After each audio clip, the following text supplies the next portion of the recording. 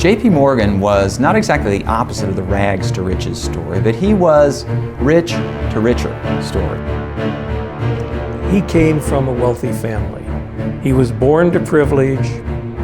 J.P. Morgan essentially dominated financing in the country.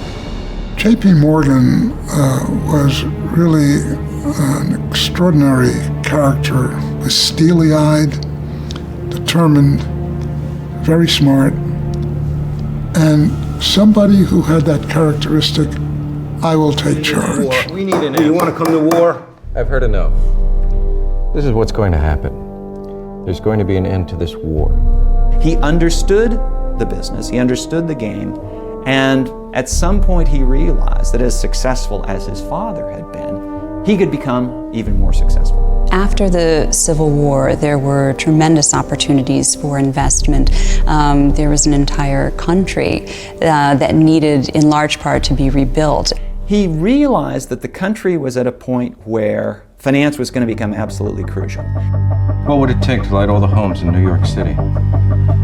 I'd need a network of power stations. What would the cost be?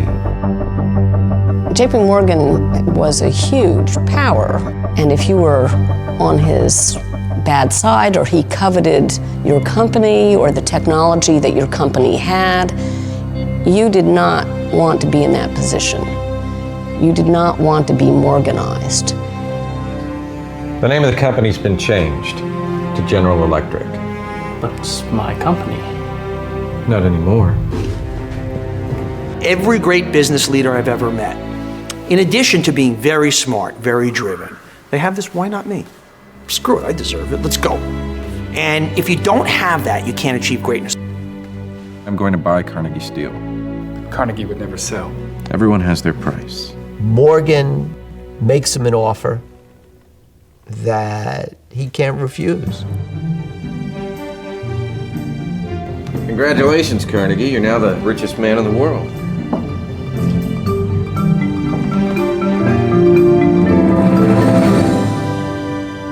Morgan was able to create an institution that was stronger financially than the government itself. There was a grave suspicion, not entirely unfounded, that the corporations were using their economic power to influence the political process. What do you think? We need to buy the president. It was like royalty. It was just a different thing. They literally controlled the country. So they were the ones that set the standard for the American dream. We think that we have dominant banks in this country, but nothing like the way that Morgan was dominant. Nothing.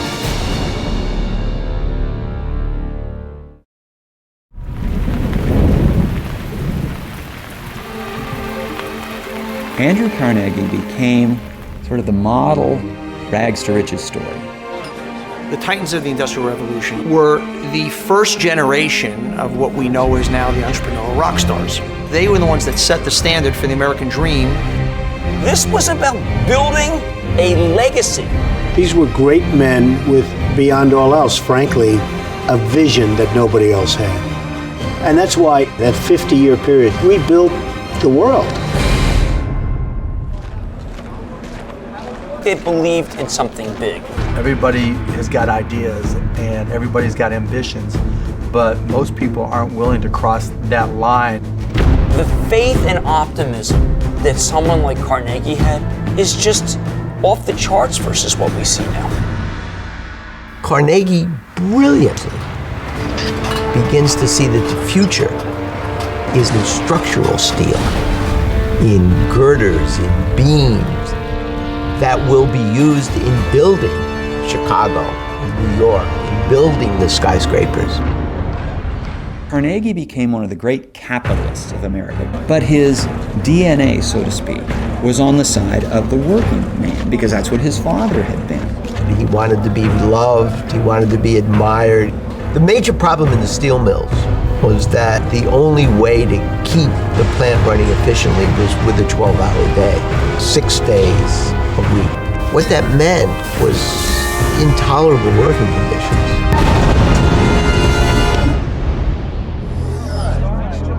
Obviously, there were no labor laws. It was a free-for-all. And so you see in Carnegie this ambivalence. And this, I think, is the basis for Carnegie's turning toward philanthropy in his later years, because there was something nagging at his conscience. Morgan is the only one who has the money to buy out Carnegie. Morgan makes him an offer that he can't refuse. Morgan says, okay, tell me what it's worth. Carnegie writes $480 million on a piece of paper. Morgan says, okay. Congratulations, Carnegie. You're now the richest man in the world. He had so much money. It's the equivalent of, God, $400 billion today, more than Gates and Buffett together. Carnegie had to set up his own bank to keep the money. Today you have some very big, powerful men, but it's not even in the same league. It's peanuts by comparison.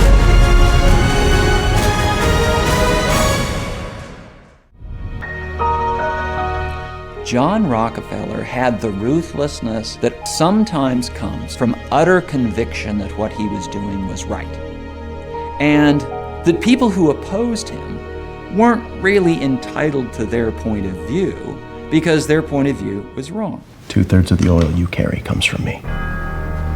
If you don't retreat, I'll take it to the other railroads.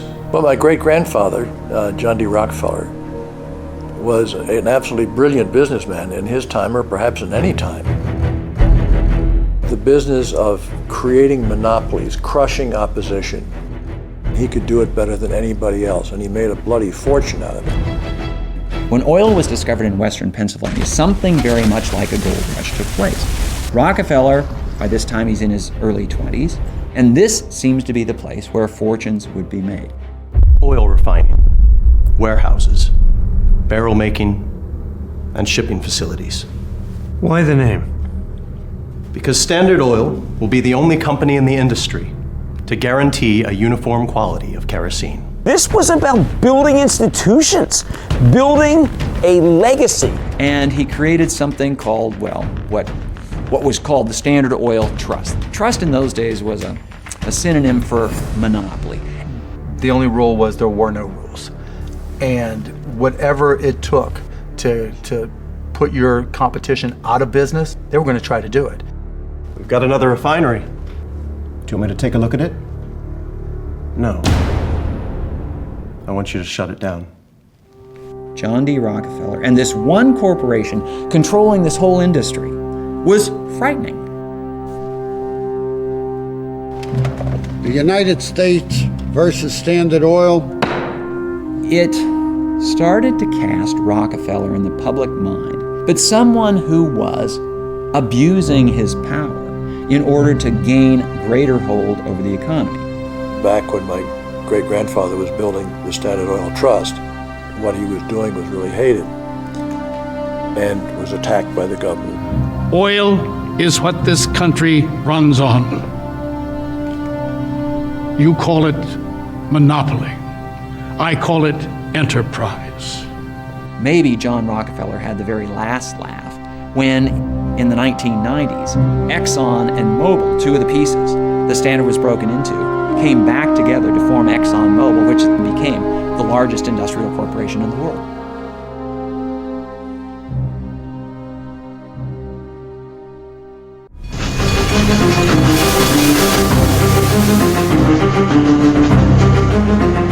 Vanderbilt might have been the most intensely competitive of the capitalists of this era. He was something of a throwback in that he believed that by personal intimidation, he could conquer the market. Vanderbilt would be ruthless in competition, and he was better at it than anyone else. He seized every possible competitive advantage that he could find. Whatever it took to put your competition out of business, they were going to try to do it. They want a war.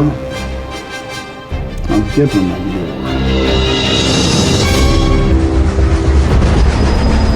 Vanderbilt's career was always centered on transportation. That means that he was involved in the most strategically important and ultimately the biggest industry of the 19th century. Railroads allowed the industrial economy to boom in ways that it couldn't have before. This was the key factor in the rise of the American economy in the 19th century, and that was Vanderbilt's business. The New York Central Railroad became the centerpiece of his empire. And it came to him as the sudden result of a skillfully executed campaign to get revenge. I want you to close the Albany Bridge.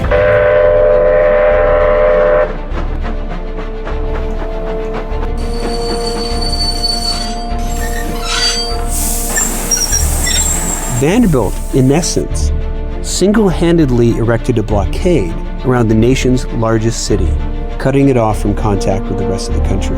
He was now asserting his dominance. Ladies and gentlemen, this train will not be going any farther.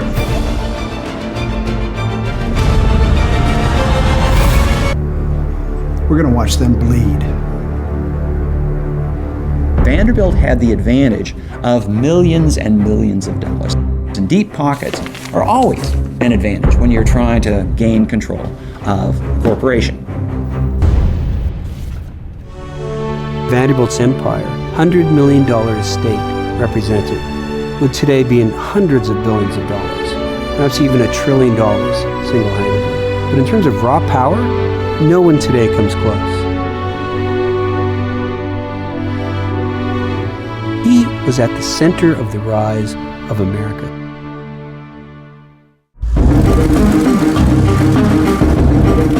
In the 1890s and even in the very early 1900s, when Ford went off determined to manufacture automobiles, it was a very risky thing.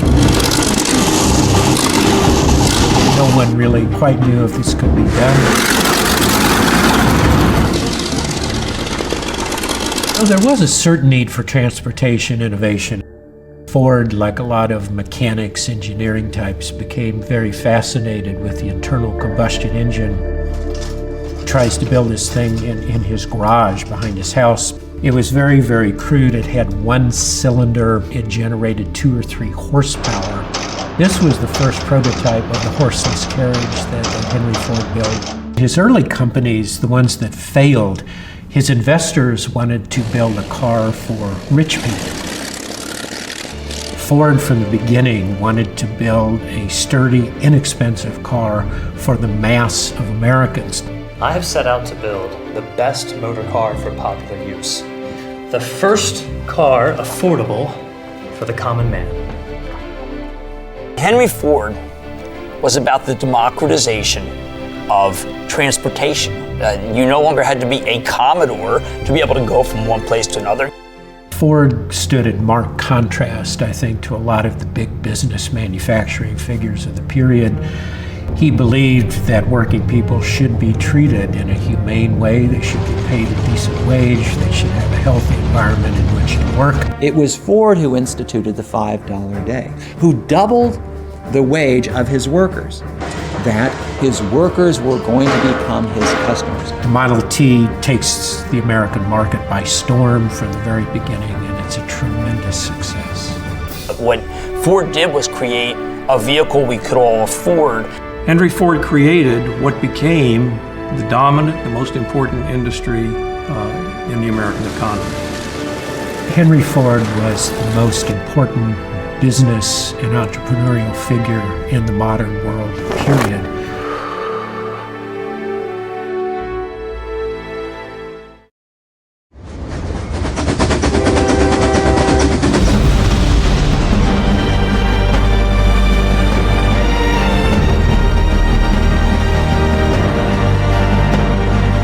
One of the great defining aspects of Vanderbilt's career is the good fortune he had to be born within eyesight of the city of New York.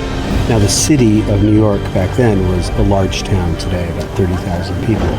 Yet it was already on its way to becoming the most important port in North America.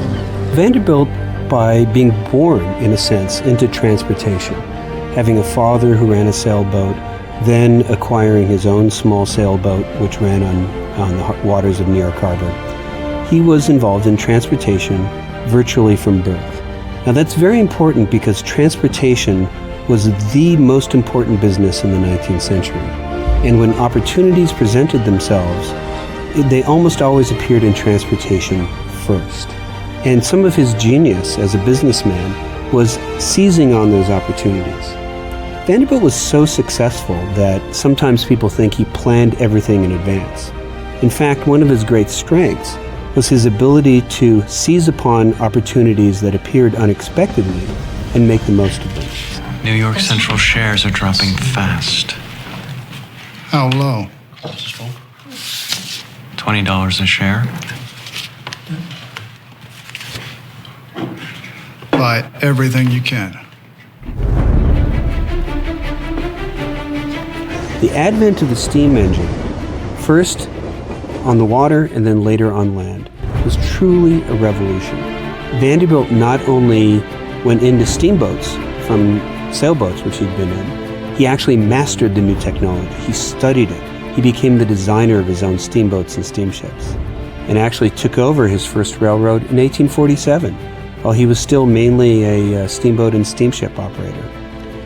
Now that railroad line was the door that opened the way toward his construction of an entire railroad empire. He took these small little railroad lines that had been started before the Civil War, and he began to take them over, to merge them, to connect them, and convert them into large, almost continent-straddling companies and networks, which were more efficient and also made him far wealthier.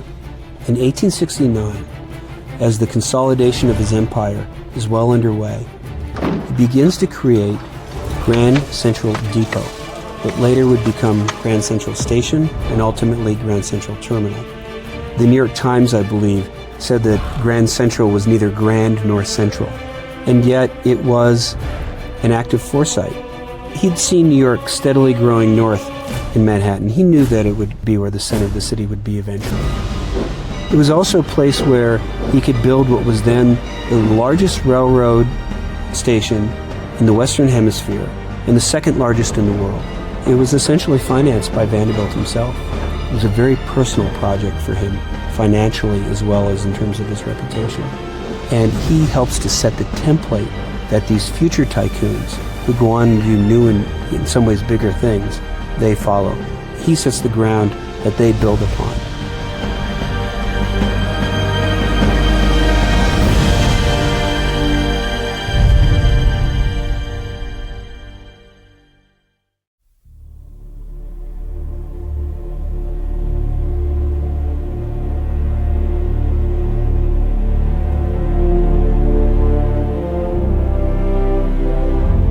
Most everyone who we call these titans, namely from John D. Rockefeller, Carnegie, J.P. Morgan, Thomas Edison, they all have one thing in common. They all were of a view that put them in charge and they would solve the problems. I think they believed in something big. When you get a Carnegie and he's trying to put together a giant steel company, it takes a tremendous leap of faith to believe that if you created all this product, someone would want it. But I think that's true with all the great entrepreneurs, the Vanderbilts and the Fords and the Edisons. It was a mix of believing in an idea and believing that the forces were converging to make that idea possible, to give it lift, to give it life. They saw a bigger picture than most people saw, and were willing to put together things and capitalize on it, knowing that it would take some time to accomplish that. Long live the electric light.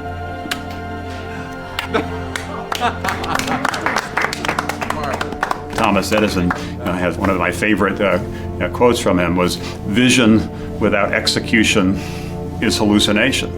The vision aspect is critically important, but you also have to couple that with execution, the ability to take that idea and bring it to life. And that's what the great entrepreneurs of the American history have really had. I think they were men of great character, great motivation, could sense what they were really delivering, even though they made money. That's nothing wrong with making money, but they had a sense of their destiny as such. If they could create steel at a great price, look what you could do with it. You could build buildings, highways, bridges, you name it, ships, at the right price. And that's what they did.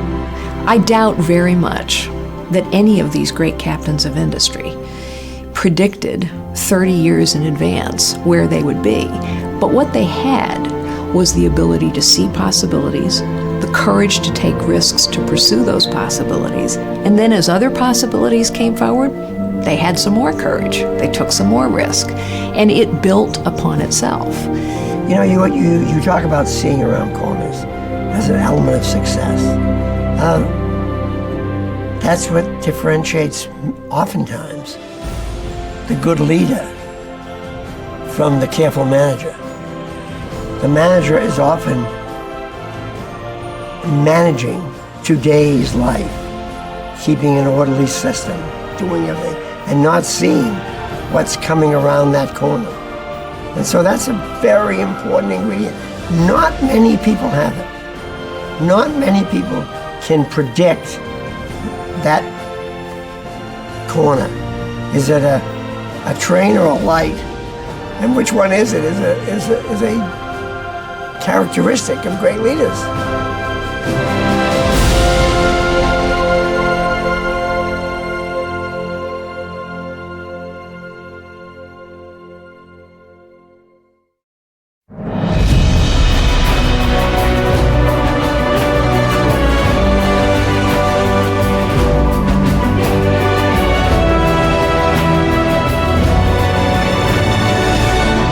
The story that's most often told about Andrew Carnegie and his family is that they were victims of the Industrial Revolution. Margaret Carnegie decided she was going to take her 2 boys across the Atlantic because there were no more jobs.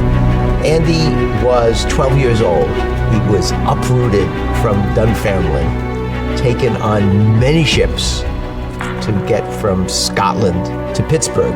Andy Carnegie is one of the world's greatest messengers. He works for a telegraph company, but he's got great ambitions, and he teaches himself Morse code and quickly becomes the fastest operator in Pittsburgh. Tom Scott, who is the superintendent for the Pittsburgh division of the Pennsylvania Railroad, needs the best telegraph operator he can find, and he hires Andy Carnegie. Carnegie learns an awful lot from him. And one of the things Carnegie learns from Tom Scott is how to make money. Tom Scott realizes, as does every other railroad executive, that the big money is not from your salary, but by setting up your own companies that are then going to give the Pennsylvania Railroad, build bridges for it, manufacture the iron that goes into those bridges. Here. This is where I want the bridge. Right here. Carnegie, he becomes one of the key individuals who builds bridges up and down the Mississippi River. He preferred to concentrate on his iron company, which had been designed to provide materials for his bridge building company, but which he realized would in the end be much more profitable. And that's because you build a couple of bridges across the Mississippi, but you build, as the nation moves west, hundreds and hundreds and hundreds of miles of rail. But as soon as he gets into the iron rail business, he understands that iron is not strong enough.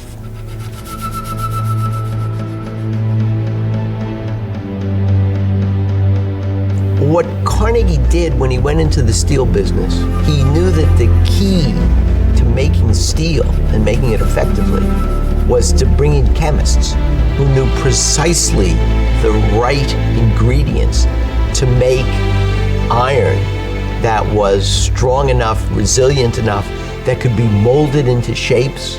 And they manufactured a high-grade steel in Pittsburgh, but more importantly, they manufactured it in such large quantities that they could sell it to the railroads.